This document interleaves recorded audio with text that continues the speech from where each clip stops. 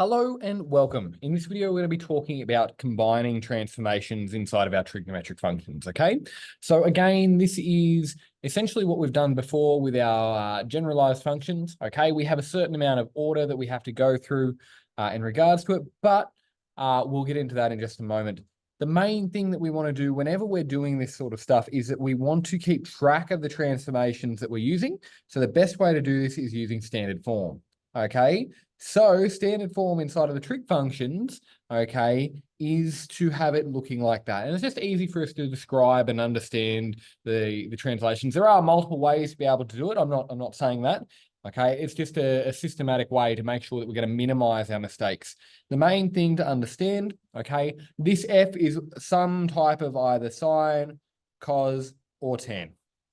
Inside of this particular course, we don't, inside of the advanced course anyway, we don't do any of the reciprocal functions or anything like that. Inside of extension, you could be asked to do this with some of the inverse trigonometric functions, which are going to follow the same process, where if you have multiple transformations in the same direction, okay, i.e. vertically, you do the dilations first, and then you do the translations, okay? Same thing as if you're doing horizontal, and then it doesn't matter which order you do the horizontal or vertical in, as long as it's dilation first and then translation. Okay, so let's have a little bit of a play. Let's dive into it. Here's our first example that we'd like to have a little bit of a look at. So you can see that we have a few things going on. There are multiple transformations in here, and I just want to talk about essentially what's happening so we can understand. First things first, we can see by this 4 here, our amplitude is going to be equal to 4, right? So we've done a vertical dilation, and in that particular case, it's in standard form, a vertical dilation of 4, which is a stretch along the y-axis. You'll also see another vertical transformation here, which shifts our entire function up by 1, meaning our center is going to be equal to 1. And I'm just using this language because it's really, really common to see inside of exams. The final thing that we have here, okay, is what's going on inside of the function. Now, we know that affects the function horizontally, okay? Another way of writing x on 2 is the same as 1/2 x. So what's actually happening is we're causing a horizontal dilation, which will affect the period, okay? Now, you don't actually have to calculate the period in this example, but it'll help you understand how it's sort of behaving. So first things first, remember the period for sine is equal to 2 pi divided by whatever the number is attached, okay? And the period is how long it takes a sine curve to complete one cycle. In this particular case, we're doing 2 pi divided by 1/2. Simplifying that fraction down, we end up with 4 pi. So that means that it's going to take 4 pi for the curve to complete a cycle. But we're only sketching it for 0 to 2 pi. So we're only going to have half of the sine curve occur between 0 and 2 pi based on this transformation. Now that we understand that, let's understand how we're actually going to manipulate the points in terms of everything, okay? Keep in mind that over here is actually where I'm writing my transformations. This little bit here is just to sort of help us understand what's happening. So what I want to do for my scale factor for my horizontal dilation, okay, and I should actually write this in a slightly different way, okay, my horizontal dilation, the scale factor is not equal to 1/2, it's equal to 2. Just being really, really careful with that. Remember, if it's on the inside of the function, we do the opposite to the actual points of the curve, okay? So now, just like before, we're going to create that whole table scenario, okay? We're going to go for the vertical dilation first, then the vertical translation, and then the horizontal dilation after that, okay? Let's go through. These are the 5 key points we're working with because this comes from the sine curve. Remember, this is a basic one, okay? Right? And we manipulate those. If we go outside of the domain, well, then we just continue the pattern. Okay, so first things first, we're going to do the vertical dilation, and that's affected by the amplitude up here. So when we go and do that, we're going to scale all of our y coordinates up by 4, right? So it's 4 times y to sort of understand that whole behavior that's going on. So the y coordinates 0, 4 times 0 will give me 0 still. Pi on 2 doesn't change. 1 times 4 will give me 4. Pi won't change. 0 times 4 will give me 0. 3 pi on 2 won't change. Okay. -1 times 4 will become -4. And then 2 pi and 0 for the last one. Remembering our vertical dilation only affects the y coordinate. So we can tick that off for having completed the amplitude transformation. Now we're going to look at the center. Okay. Now that's our vertical translation. So what we do, again, the same thing is going to happen, but now we take our 4y and we're going to add 1 to it because we're shifting the whole curve up 1. Okay, so all of our y coordinates, 0, 0 becomes 1. Pi on 2, 4 will become 5. Pi will become 1. 3 pi on 2, add 1. Be careful here. Sometimes my brain doesn't want to work. Okay, -4 plus 1 is not -5. Okay, just based off of our previous history with trying to write the same things happening in each of the coordinates, it's actually -3. 2 pi and 1. Okay, so we've ticked off 2 of the transformations. The next thing that we want to do is we want to deal with the horizontal scale factor. Okay, so the horizontal scale factor, that's the thing that affects the periodicity of the function. And that is our horizontal dilation. This is only going to affect the x, and we're going to multiply everything through by 2. So it becomes 2 times x. So 0 and 1, because 2 times 0 is 0. Pi on 2 times 2 will become pi and 5. 2 pi and 1. 3 pi and -3. And then finally 4 pi and 1. Noticing that we calculated this before, that in 4 pi, that's where we complete our cycle for our function. However, we only need these 3 points because we're only be sketching from 0 to 2 pi. So let's go through and let's put everything in. Okay, we'll sketch our curve out very, very quickly. All right, a good way to do it, again, is to keep your scale consistent, okay, and adjust your curve based on your scale, not the other way around. Okay, the scale for me, I'm going to keep it with pi on 2, pi, 3 pi on 2. I don't need to make too much of an adjustment if I look here at my numbers in my last row, okay? All right, and then I have 2 pi at the very end. And then noticing that we're going to go from 1 all the way up to, we're going to go from all the way up to 5, okay? Because that's where our curve is sort of behaving, okay, for our 3 points that we have here. Our lowest point is 1 and 1, and our highest point is 5. So at 0 and 1, that's our first point. At pi, we go up to 5. And then at 2 pi, we go back down to 1. And then we just complete our curve. Okay, it's a flattened out curve. Okay, but that's what we've just sketched in regards to that. So that is 4 sine x on 2 plus 1. Okay, all right. So let's have a look at one more, and then I'll leave you with that. Okay, so on our last example that we're going to go through, okay, we're going to look at this particular function here. 3 cos of x minus pi on 4.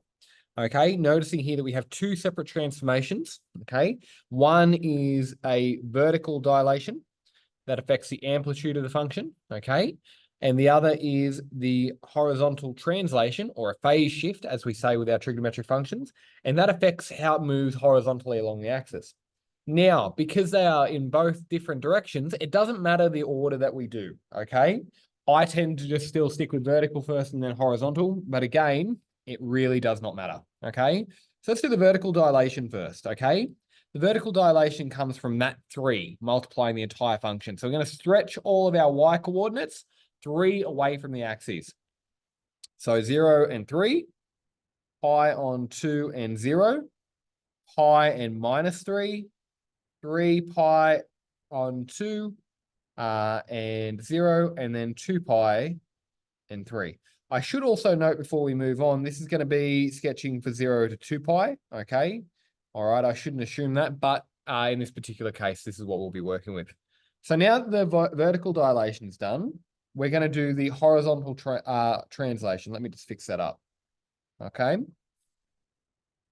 So the horizontal translation is quite simple.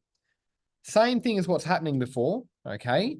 We need to understand that this pi on 4 here is shifting the entire function, shifting the phase of the function to the right pi on 4 units. Okay, remembering we're doing the opposite. It says it's a negative pi on 4, so we move it pi on 4 to the right.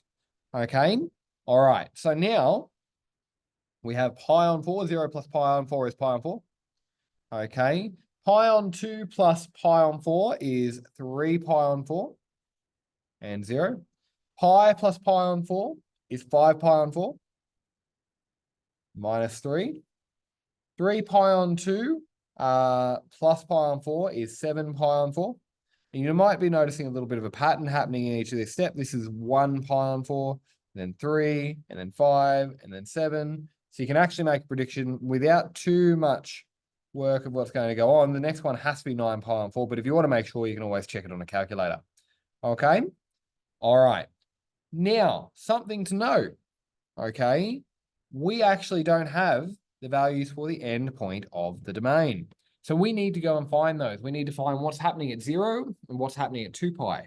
Okay, because when we go and sketch this, we're not 100% sure of what's going on. Okay, so let's go through and get stuck into this. How do we go and find what's happening at 0 in terms of our degrees? Okay, well, that's fairly straightforward. Okay, to find out what's happening at 0, okay, we're just simply going to let x equal 0. And we're going to plug it into our equation. Y equals 3 times cos of 0 minus pi on 4. Okay, which is then equal to 3 times cos of minus pi on 4. Now, we know, because we've been working for trig functions for quite a while, that cos of minus pi on 4 is equal to 3 cos of pi on 4. Okay, so because it's an even function, we're able to do that step where we go and essentially take the negative out of the inside. Okay, cos of pi on 4 using our exact values is 1 on root 2. So that's 3 times 1 on root 2. Okay, which is equal to 3 on root 2 is our final answer. So at 0, we have this coordinate, 0 and 3 on root 2 for us to work with. Okay, next, right, we want to find what happens at the other endpoint, and that's 2 pi. So we do the same thing. Let x equal 2 pi. And we only have to do this more often than not when we have phase shift occurring, okay? So when this little bad boy is affecting it being shifted left and right. So same thing. Y is equal to 3 cos of 2 pi minus pi on 4. Going through and simplifying that a little bit, we'll end up with 7 pi on 4, I believe. Okay. And the easiest way for us to go and do that is to use angles of any magnitude. Okay, right, our ASTC. 7 pi on 4 is around there. Okay, which is the equivalent of us being down in the C graph. So the wonderful thing about it, okay, is that we can treat it as being the same thing as cos pi on 4. So that's 3 cos pi on 4. Based off the measurement from what we have before. Okay, all right, so that's really, really useful for us to use based on our reference angle. So we end up with the same thing, okay? So 3 on root 2. So we expected this because of symmetry. We end up with, oh, my apologies, 2 pi, 3 on root 2. Now we can go through and we sketch it, okay? So going through, let's add everything in. I've kept the scale fairly clean and consistent, okay? The reason why, these pi on 4s allow me to go in between the pi on 2s and pi's and all of that sort of stuff by picking the halfway point. So, first things first, okay? 3 on root 2 is roughly there, okay? All right. So that's what's happening at 0 and also at 2 pi. We know it's roughly going to occur there. It should be below your peaks in your trough. Going through, we have our first one at pi on 4 and 3. Okay, so in between 0 and pi on 2. Next one is then 3 pi on 4 and 0. Okay, so that's going to be here. Then the next one was at 5 pi on 4. Okay, and negative 3. All right. Going through here, 7 pi on 4 and 0. And then finally, we have a 9 pi on 4 here. But remember, we had to find the points that slotted into those two positions to try and complete it. And now it's just a matter of completing the curve. Okay. Being neat, taking your time.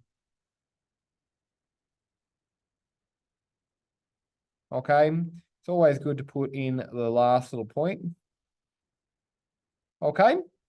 And that's how we draw a curve with multiple transformations. Again, the things to take away from this video: convert it to standard form first, okay? Apply your transformations using the table, okay? Following the order that they need to be in if there's multiple transformations in the same direction, okay? I hope you found this useful, okay? Thank you very much.